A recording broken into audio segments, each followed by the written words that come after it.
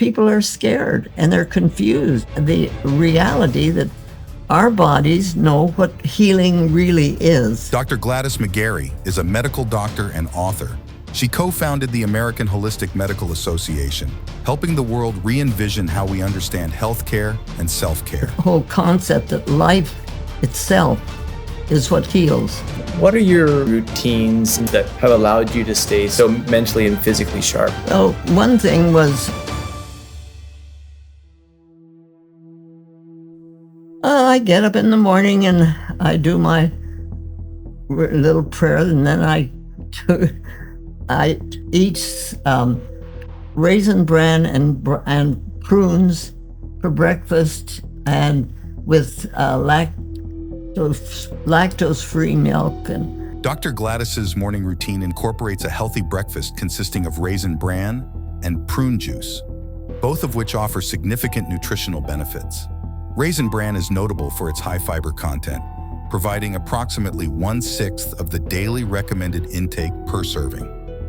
This fiber aids in digestive health by promoting regular bowel movements and reducing the risk of colon cancer. Prune juice complements this by offering additional digestive benefits due to its high fiber content. Prunes also have a low glycemic index, preventing rapid spikes in blood sugar levels. They are also rich in potassium, an essential electrolyte that supports numerous bodily functions, including digestion, heart rhythm, nerve function, muscle contractions, and blood pressure regulation. Pay attention to your dreams. Pay attention to as far as what you eat, what is it that makes you feel good? I have a son that can't eat garlic. Well, the rest of us all love garlic, but you don't want to be around him if he's eating garlic, you know?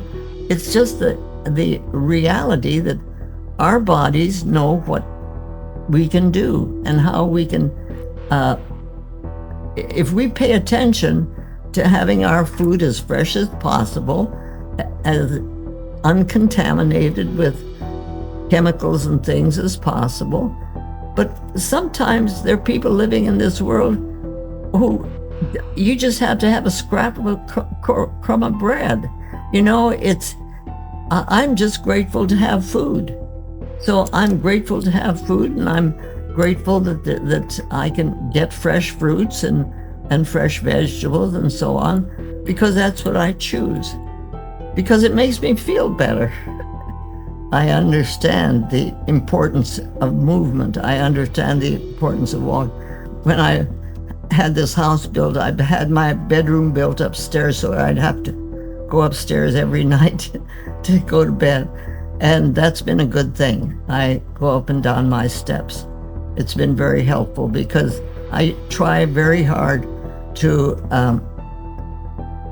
walk 3,800 steps in my little house here with my walker, because I think it's very, very important to walk.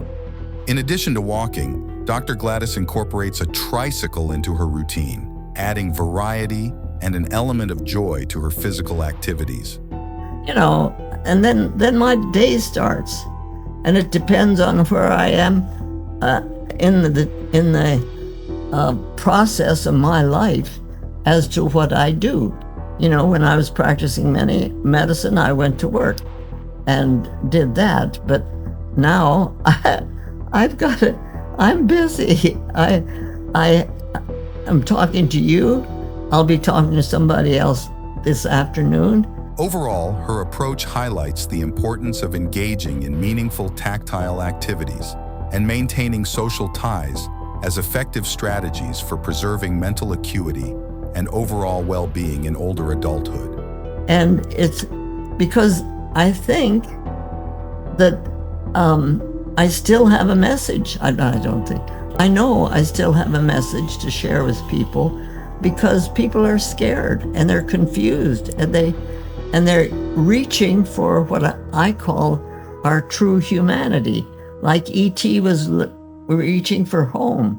Within us is the real knowing of who we as human beings are, and we're trying to be that. And so if we can find ways in which we can understand this for ourselves. And then we need a community. We need to, my spirit needs to bear witness with thy spirit. We need to let the energy of our being move and help. And as we help others, we help ourselves. It's that life flow that is so essential. Studies indicate that individuals with strong social connections experience a 50% increase in longevity, highlighting the importance of integrating social engagement into lifestyle choices for successful aging. This stress response mirrors those seen in early adverse life events, impairing emotional regulation and social reward processing. Robust social networks offer protective health benefits, reducing stress and enhancing overall well-being. This not only reinforces the desire for social engagement, but also improves learning and memory. And what would you say healing is? All healing comes from inside ourselves. We have the physician on the outside and the physician on the inside. My oldest son is a retired orthopedic surgeon, and when he came through Phoenix, he was just getting ready to go down to Del Rio, Texas to start his practice. And he said to me, "Mom, I'm real scared. I'm going to go into the world. I'm going to have people's lives in my hands. I don't know if I can handle that." And I said to him, "Well, Carl, if you think you're the one that does the healing, you have a right to be scared. But if you can understand that you are trained to do this amazing stuff called orthopedics, those of us who need that kind of therapy really need that kind of therapy. But when you've done your job, then and during the time that you're doing your job, you cooperate with what I call the physician within the patient, who then takes what you're saying and what you've done and makes the healing work. Because if the patient doesn't understand what you're saying, if their body doesn't recognize what you're saying, if it just seems like they don't want to do it or something, then they may not do it and it may not heal, but it may, because they have their own process. But it's this reality that all healing comes from within us, and all healing is based on love. That's the center of holistic healing. Love is the center? Yes.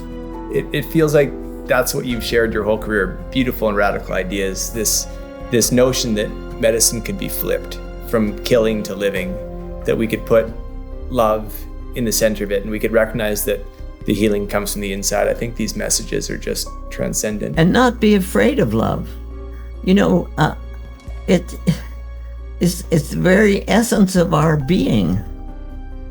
And if we can accept it and share it, and not try to, you can't save it. It's an energy. You don't save energy. You have to use it. If you don't use it, it dies. My prayer is that we as humans, we continue to walk and reach for our true humanity as we find others who are doing the same thing, and then we form community. Because community is really, really important.